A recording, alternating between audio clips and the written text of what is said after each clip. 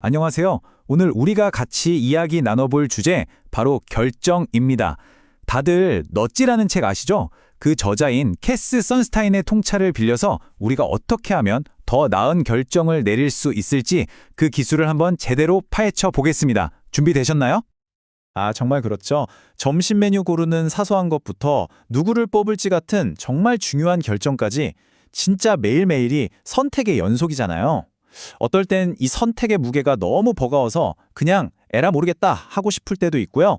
바로 이 문제, 오늘 그 해결의 실마리를 한번 찾아보려고 합니다. 자, 그럼 먼저 대체 결정이라는 게 왜 이렇게 우리를 힘들게 하는 걸까요? 사실 많은 분들이 결정을 내리는 그 순간에 불안감이나 스트레스를 엄청나게 받거든요. 그 책임감 때문에 아예 선택해야 하는 상황 자체를 피하고 싶어 하시는 거죠. 그렇다고 해서 선택의 부담을 그냥 피하기만 하는 게 능사는 아니겠죠.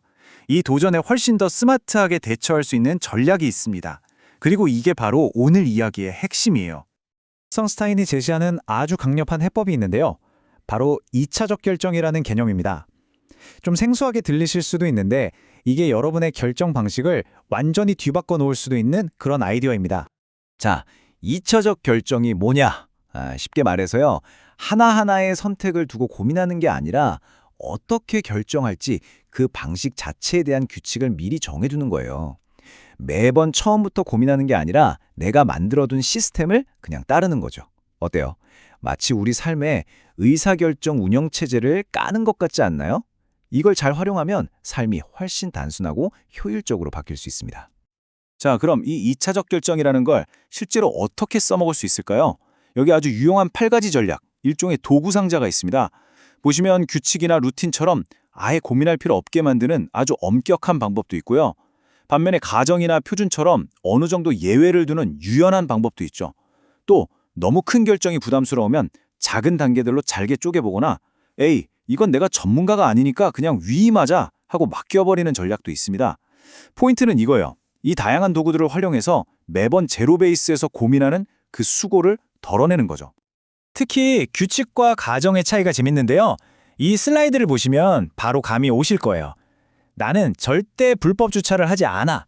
이건 예외 없는 규칙이죠.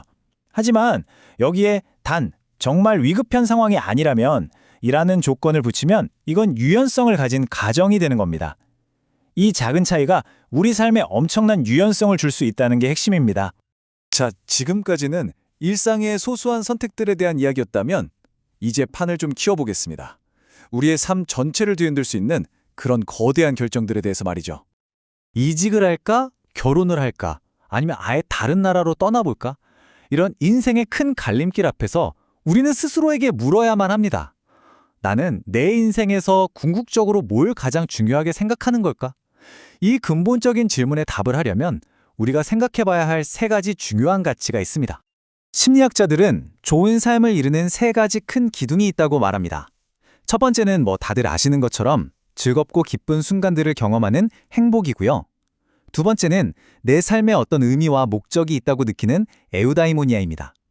그리고 마지막으로 좀 생소할 수 있는데 새롭고 다양한 경험을 통해서 내 시야가 넓어지는 심리적 풍요라는 게 있어요. 결국 우리는 인생의 큰 결정을 내릴 때 이 3가지 가치 사이에서 나만의 황금 비율을 찾아가는 과정에 있는 셈이죠. 특히 인생을 송두리째 바꾸는 이런 거대한 결정들은요. 그냥 여러 옵션 중에 하나를 고르는 선택과는 그 결이 완전히 다릅니다.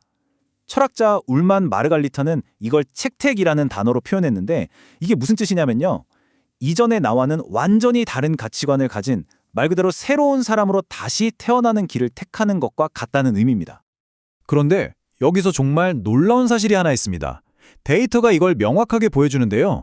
사람들은요, 자기가 저질렀던 큰 변화보다 망설이다가 결국 하지 않았던 그 변화를 훨씬 더 많이 후회한다는 겁니다. 와, 때로는 아무것도 하지 않는 것이 가장 큰 실수가 될 수 있다는 거죠. 자, 그런데 우리가 이렇게 합리적으로 결정을 내리려고 애쓸 때 가장 큰 적이 바로 우리 마음속에 있을 수 있습니다.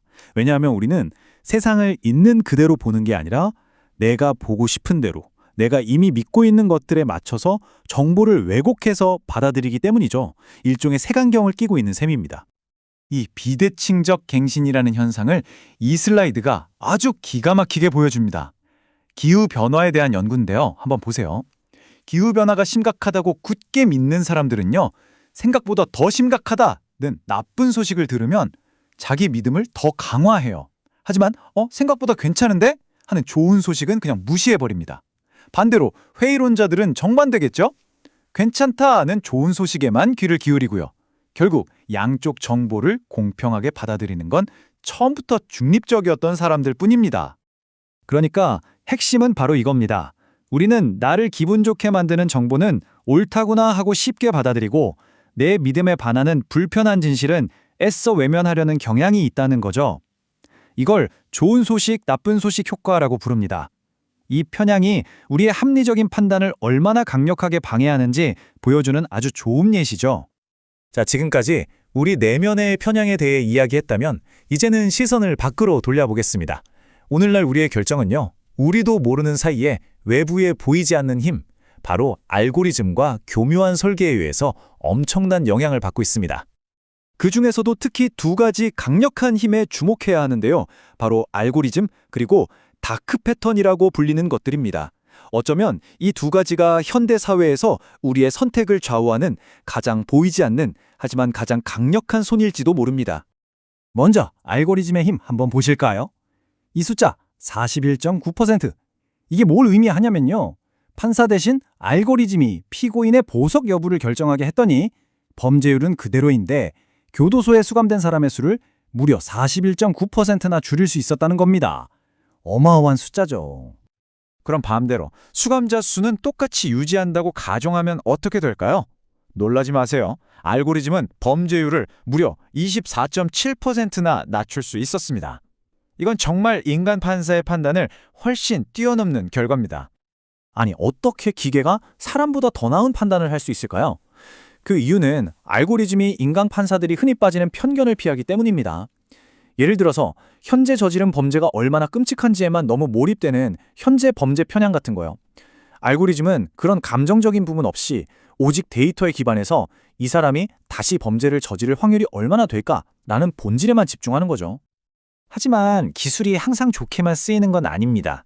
아주 교묘하게 우리를 속이는 데 사용될 수도 있죠. 2020년 트럼프 선거 캠페인에서 썼던 방법인데요. 기부금 페이지에서 매주 정기 기부 옵션을 기본값으로 미리 체크해 놓고 눈에 잘 띄지도 않게 숨겨놨어요.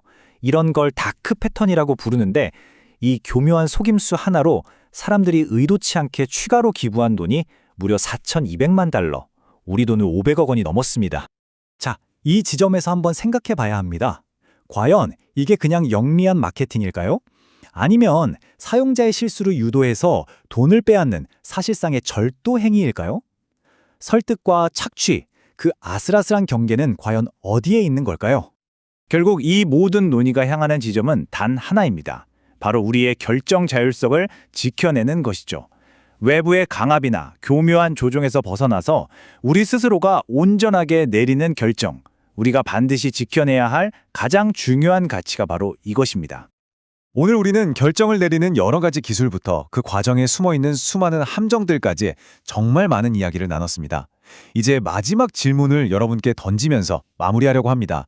여러분 인생의 다음 챕터를 여는 아주 중요한 결정의 순간, 당신은 누구를 혹은 무엇을 믿으시겠습니까? 당신 자신의 직감, 아니면 차가운 데이터, 혹은 당신도 모르는 사이에 당신의 선택을 조정하고 있는 그 무언가를 따르게 될까요? 그 선택은 오롯이 당신의 몫입니다.